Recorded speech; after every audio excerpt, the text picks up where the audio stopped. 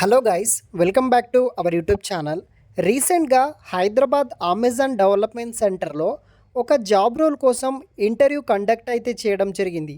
So బేసిక్గా ఎవరైతే నేనైతే పెడుతున్న ఛానల్ ద్వారా అమెజాన్ జాబ్స్ ఉన్నాయో వాళ్ళు అప్లై చేసి రిజిస్ట్రేషన్ ఫామ్ ఫిల్ చేసిన తర్వాత వాళ్ళకి టెస్ట్ మెయిల్ కండక్ట్ చేస్తారు. అంటే నార్మల్గా టెస్ట్ మెయిల్ పంపిస్తారు కదా.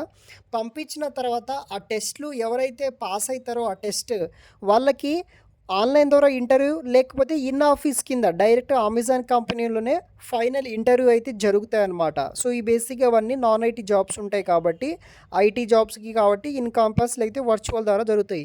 దాంట్లో ఒక జాబ్ రోల్ కోసం వచ్చేసి ఇంటర్వ్యూస్లో ఫైనల్ ఇంటర్వ్యూలో ఎటువంటి క్వశ్చన్స్ అడిగారు దానికి సంబంధించిన కంప్లీట్ గైడెన్స్ అయితే ఇస్తాను. సో అమెజాన్లో ఏదైనా వర్చువల్ కావచ్చు లేకపోతే ఇన్ క్యాంపస్ కింద ఇంటర్వ్యూస్కి అటెండ్ అయ్యే వాళ్ళకి ఇది ఒక మంచి ఇన్ఫర్మేషన్ అయితే వస్తుందన్నమాట ఈ వీడియోలో.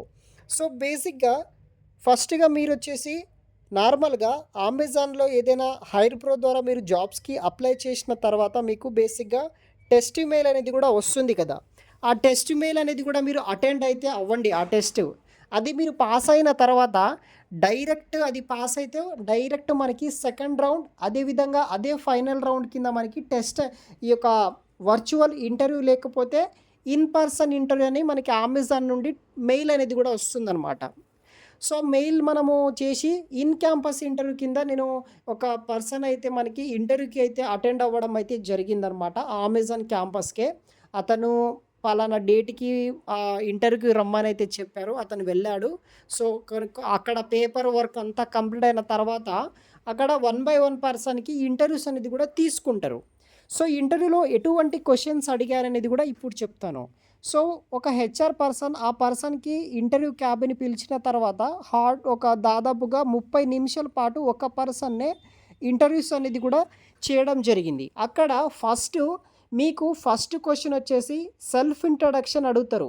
సో ఒక 1 to 1.5 మినిట్స్లో మీరు క్లియర్గా సెల్ఫ్ ఇంట్రడక్షన్ చెప్పేస్తే అక్కడే ఇంటర్వ్యూలో కావాల్సిన 50% మార్క్స్ అనేది కూడా స్కోర్ చేయొచ్చు. సెల్ఫ్ ఇంట్రడక్షన్ అయిన తర్వాత మనకి నార్మల్గా ఏదైతే ఎడ్యుకేషన్ బ్యాక్గ్రౌండ్ ఉంటుందో బీటెక్ వాళ్ళు ఉంటే కనుక అమెజాన్ జాబ్కి మీరు ఎందుకు అప్లై చేస్తున్నారు అటువంటి క్వశ్చన్స్ అడుగుతారు. దాని తర్వాత మీ హాబీస్, మీ ఇంట్రెస్ట్ అవన్నీ కంప్లీట్ చేస్తారు. ఫస్ట్ మీ పర్సనల్ ఇంట్రడక్షన్ ఈ పర్సనల్ రిలేటెడ్ క్వశ్చన్స్ కంప్లీట్ అయిన తర్వాత సెకండ్ థింగ్ వచ్చేసి మనకి ఈ జాబ్ రోల్ గురించి మీకేం తెలుసు అని అడుగుతారనమాట. సో ఆ జాబ్ రోల్ గురించి మీకు చెప్పమని చెప్తారు. దాన్ని రిలేటెడ్ ఏదైనా క్వశ్చన్స్ అడిగితే అడగచ్చు అనమాట. సో అది కూడా కంప్లీట్ అయిన తర్వాత నీకు ఒక సిచ్యువేషన్ ఇచ్చి దాన్ని స్టార్ మెథడ్లో ఎక్స్ప్లెయిన్ చేయమంటారు. అది హార్డ్లీ ఒక 2 to 5 మినిట్స్ పాటు స్టార్ మెథడ్లో అయితే మనము అంటే సిచ్యువేషన్, టాస్క్, యాక్షన్, రిజల్ట్ అలా స్టార్ మెథడ్లో అమెజాన్ జాబ్కి సంబంధించినవన్నీ స్టార్ మెథడ్లోనే మీకు ఎక్స్ప్లెయిన్ అయితే చేయమంటారు. తర్వాత సిచ్యువేషనల్ బిహేవియర్ క్వశ్చన్స్ ఉంటాయి.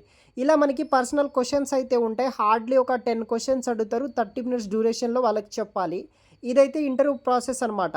ఇంటర్వ్యూ కంప్లీట్ అయిన తర్వాత మీకు నార్మల్గా 4 to 7 డేస్లో మీరు సెలెక్ట్ అయ్యారా లేదా అనేది కూడా మీకు మెయిల్ వస్తుంది. ఈ విధంగా ఈ అమెజాన్లో ఉన్న వర్చువల్ కావచ్చు, నార్మల్గా ఇన్ ఆఫీస్ కావచ్చు, ఈ విధంగా అయితే మీరు ఇంటర్వ్యూస్ అనేది కూడా ఈజీగా క్లియర్ చేయొచ్చు. సో మన ఛానల్లో పెట్టే అన్ని జాబ్స్కి ఈ విధంగా అప్లై చేసి ఇంటర్వ్యూకి అటెండ్ అవ్వండి. జాబ్ వస్తుంది గైస్. Thanks for watching.